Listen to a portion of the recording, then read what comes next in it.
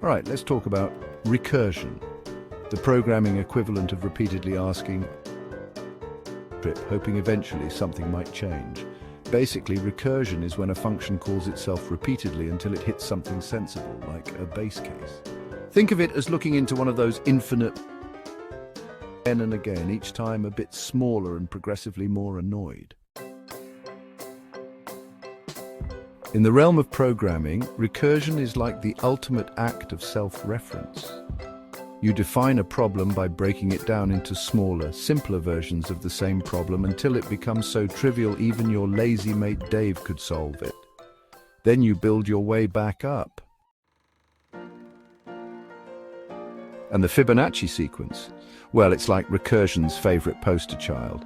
Every new number is defined by adding together two previous numbers, making it naturally recursive. It's elegant, it's beautiful, and without proper care, it's absolutely terrifying for your computer. Let's quickly revisit the Fibonacci numbers. They start very innocently, 0, 1, 1, 2, 3, 5, and so on, with each number being the sum of the two preceding ones. Recursion in Fibonacci is like trying to define yourself by mentioning your parents repeatedly. Who am I? I'm my parents combined. Who are they? Their parents combined. It's a bit like a family reunion you didn't ask for, tracing ancestors back until you discover you're distantly related to a potato farmer from 1672. This recursive definition looks brilliant on paper, so neat and compact that mathematicians smile smugly. It seems like coding it should be just as delightful. Spoiler alert, it isn't.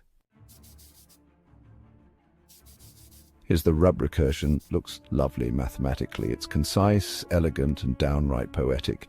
But computers are not romantic. They're stubborn little machines obsessed with efficiency.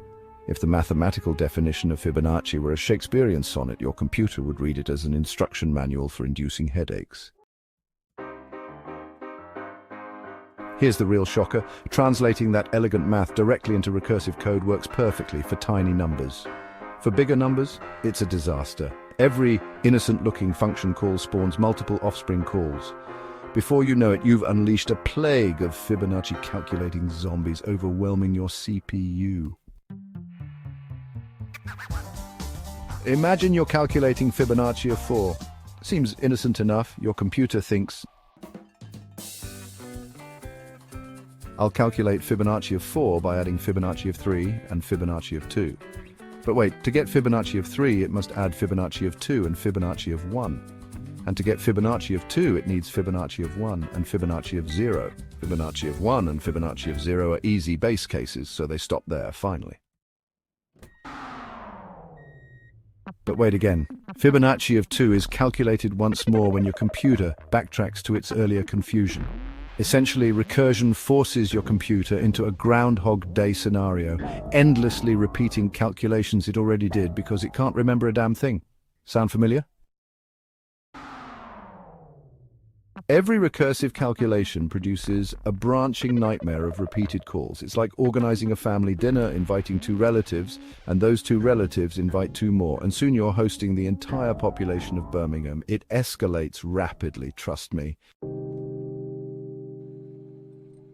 In technical terms, we call this a call tree, but don't let the pleasant image of a tree fool you. It's more like a tangled shrubbery of doom. Calculating even moderately sized Fibonacci numbers becomes absurdly complicated, as your poor computer recalculates the same basic stuff over and over. Recursion in Fibonacci is like hiring someone who immediately delegates all their tasks to two other equally inefficient colleagues, who then delegate again, and so on until everyone's just making coffee and nobody's doing actual work. Result: massive inefficiency, repeated tasks clogging the system, exponential growth causing massive slowdowns, potential stack overflow, making your computer give up and crash dramatically, waving a white flag. Basically, recursion, done naively, turns elegant mathematics into a slow-motion car crash. The reality check here is harsh. Recursion done naively is not just slow, it's catastrophically slow. The complexity of recursive Fibonacci grows exponentially, meaning every new number roughly doubles the workload. To give perspective, Fibonacci of 30 means billions of function calls. Fibonacci of 50, forget it, there are fewer grains of sand on Earth than calls required. Your computer isn't built for this level of punishment. It deserves better. You deserve better. Despite everything I've said, recursion is still taught everywhere. Why? Because beneath its disastrous practical inefficiency lies crucial educational value. It vividly demonstrates how mathematical logic translates directly into code. It introduces beginners gently to complex concepts like call stacks. It teaches programmers to recognize problems needing smarter solutions. Think of it as learning about volcanoes by standing safely at a distance rather than building your house on one. You learn important lessons without actually setting your computer ablaze. When teaching recursion, instructors cleverly do things like having students trace small recursive calls visually so the horror becomes manageable, letting students experience the inefficiency firsthand with small numbers, just enough suffering for educational purposes, simulating recursion physically with cards or tokens, helping students understand the otherwise abstract call stack. This helps students grasp important concepts before introducing them to smarter ways of solving the same problem. It's the educational equivalent of showing them how hard manual labor is, then immediately handing them power tools.